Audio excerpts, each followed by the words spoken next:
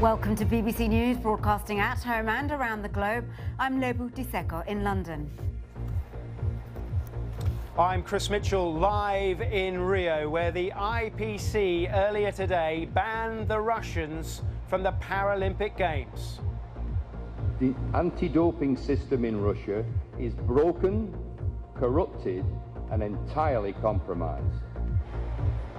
And just behind me a few moments ago, the Williams sisters were dumped out of the doubles at the Olympics.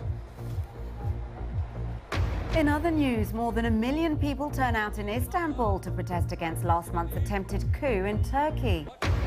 A state of emergency is declared in Macedonia after 20 people die in freak floods in the capital. Japan's Emperor Akihito is to address the nation in a rare video message amid speculation that he wants to abdicate.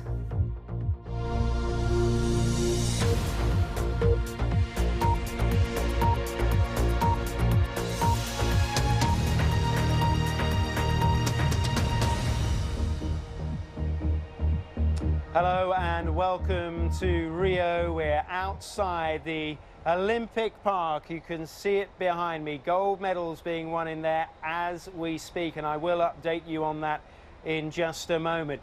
And it would be that the International Olympic Committee would have liked me to have started by telling you about, but unfortunately for them, we're going to start with a story that shocked the sporting world that happened earlier today in Brazil. The International Paralympic Committee deciding to ban Russian athletes from the Paralympic Games that take place here next month. Sir Philip Craven gave a news conference here in Rio where he didn't mince his words. He said he was disgusted by what had been revealed in the McLaren report. That was the report that was commissioned by the World Anti-Doping Agency that concluded that state-sponsored doping had been going on in Russia for some time. Now, interestingly, as you know, the International Olympic Committee decided to take a different route. They allowed individual sporting federations to make up their own minds about whether Russians could compete in the Olympics, and they are here tonight competing in the Olympic Park behind me. But that will not be the case when it comes to the Paralympics. The Russians, who say they will appeal, have been excluded, and here is Sir Philip Craven giving some of the reasons why he took that decision. The anti-doping system in Russia is broken, corrupted and entirely compromised. The Paralympic movement is one giant family, and I had hoped that something like this would never rear its ugly head in our movement.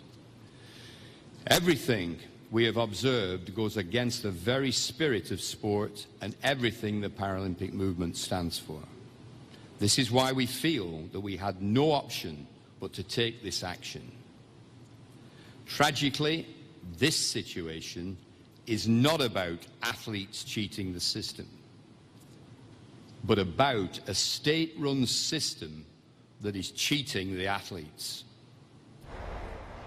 So Philip Craven there, and as I said, he did not mince his words at all, did he? The harshest criticism, perhaps, of the Russian system, and in contrast, of course, to his counterpart, Thomas Bach, the president of the International Olympic Committee. Let me give you an idea of what this means for the Paralympics taking place there next month.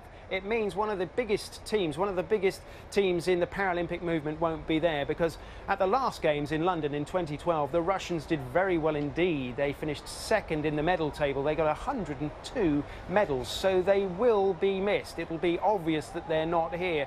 Is that something that the athletes are happy with? Well, we've been talking to Liz Johnson. She's a former British Paralympic swimmer. This is what she had to say. This blanket ban on the Russian athletes at the Paralympic Games is a huge decision, and I feel massively for those athletes that are clean that are now not going to have the opportunity to compete on that level. But it does reassure me that the Paralympic movement does have the integrity of the sport and the movement as a whole at the heart of all of its decisions. Okay, let me tell you about some of the action, and let me update you on some breaking news. This has just happened in there in the last couple of minutes. Adam Peaty has won gold for Great Britain in the 100 metres breaststroke, and he's broken his own world record again. Remember, he broke it in the heats. He then got the second fastest time in the history of that discipline in the semi-finals. He's gone and broken his world record again in the final, taking gold ahead of Cameron van der Burgh of South Africa. What does it mean? Well, it means that's the first gold medal for a British male in a swimming pool since Adrian Morehouse did it back in 1988. So I think we were expecting Adam Peaty to win, but it's rather open-mouthed to see him swim so fast 3 times in a row. So a goal for Great Britain, their first at these games. Some surprising news came from the tennis arena because the American sisters, 3-time Olympic champions, Serena and Venus, you know them well, the Williams sisters, they've been beaten for the first time at an Olympic tournament. 6-3, 6-4 it finished. The Czech Republic's Lucy Safarova and Barbara Strykova, they were the ones that did the damage. Just think as well, the Williams sisters had a 15-0 career record in the Olympics, winning gold in the doubles every time they entered, in fact, in 2000, 2008 and 2012. And as you can see, the pictures there, well, they tell a story. The faces certainly do, don't they?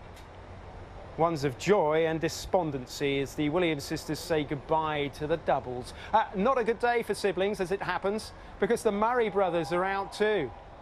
Andy and Jamie losing to the Brazilian pair. No wonder the cheers were so loud from the park. Tomasz Bellucci and Andre Sa winning an unlikely victory, buoyed by the home crowd, beating Andy Murray, of course, who came here as the Wimbledon champion in very good form indeed.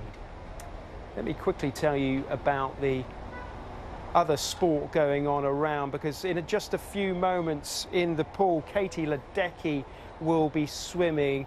She is just 19 years old. You may remember in London at 15, she surprisingly won a gold for the Americans in the pool in the 800 metres freestyle. Well, she could get 3 gold medals here. She's going in the 400 metres freestyle in just a few moments, and she's favourite to get that title. Let's round up the rest of the action. Here's Richard Forrest. Kosovo's judo star Melinda Kelmendi made Olympic history, winning her country's first ever medal, and she did it in style with a gold. At the last Olympics in London, she had to compete for Albania because Kosovo wasn't recognised by the International Olympic Committee. China's Wu Minxia splashed into the record books, becoming the most decorated diver.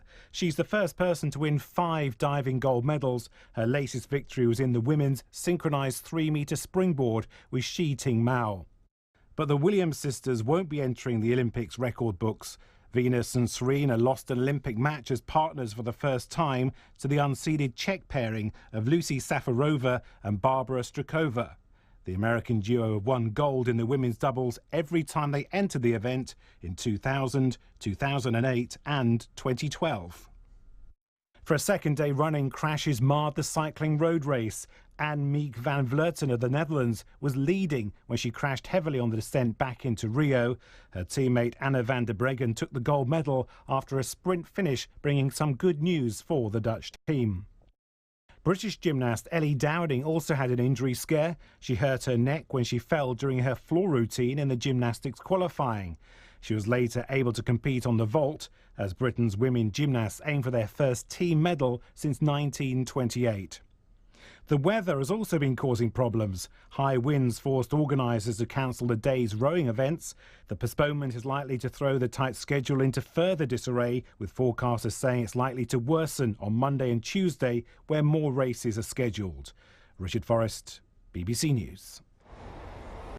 Well, you join me back after Richard's report, and I can bring you some more amazing news from the swimming pool. It's all going on in the building at the back of the Olympic Park there. Katie Ledecky, she has just gone and won the 400 metres freestyle title in the pool. She has blown away the opposition. She has a smile as wide as her lane in the pool because she has smashed her own world record. So in the matter of, what, 5-10 minutes here in Rio, we've had 2 world records from 2 very young swimmers who no doubt will be swimming, all being well, in Tokyo. What a joy for the sport of swimming. And one other big story coming from the tennis I want to update you on. Novak Djokovic is out, beaten Del Potro in a game that I believe went all the way. Tie breaks in that game. Great excitement. So as you join us here, BBC World News, I can tell you Adam Peaty, gold medal, Katie Ledecky, gold medal in the pool, both in world record times.